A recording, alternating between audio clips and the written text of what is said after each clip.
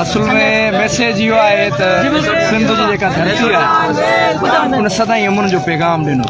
असीं दहशतगर्द न आहियूं, असीं सदाईं अमन जे लाइ कोशा रहिया आहियूं। अफ़ज़ल इबादत इंसान ज़ात जी ख़िदमत चयो त जंहिंजा पसी पाण खे ताला न आहे सुजूद विञाए वजूद तंहिं पोइ तकबीर चयो। सिंध धरतीअ ते जॾहिं अरगूननि तुर्खाननि हमला कया, जिन असांजूं लाइब्रेरियूं साड़ियूं ऐं असांजी नसल कशी कई, असांजी इहो वॾ माण पोयो ऐं असांजो इहो दामन एॾो कुशादो हो त अॼु बि मकलीअ जे क़ब्रिस्तान में उन्हनि जूं क़ब्रूं मौजूदु आहिनि। असां इंसानियत जा दायरा कॾहिं बि जेको आहे ख़तमु न आहिनि कया, उन्हनि जूं उहे शयूं हुते मौजूदु आहिनि। जेतोणीकि उन्हनि असांजा कुतुब खाना साड़िया, असांजी तारीख़ मिटाई, पोइ बि असांजो जिगर एॾो वॾो आहे। असीं दहशतगर्द न आहियूं, असीं परिंदनि सां प्यार कंदड़ आहियूं, वण पोखींदड़ माण्हू आहियूं, समाजी माण्हू आहियूं, सियासी माण्हू आहियूं। जंहिं धरती वटि मां सम्झां थो लतीफ़ हुजे, सचल हुजे, उहा धरती दहशतगर्दी में कॾहिं बि इनवाल्व थी नथी सघे।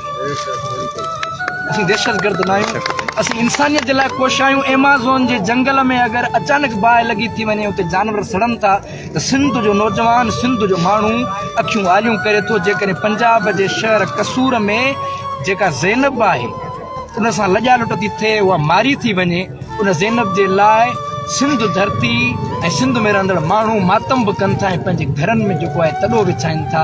इन खां वधीक मां नथो सम्झां त इंसानियत जे लाइ को कोशा हूंदो या अमन सां को प्यार करणु।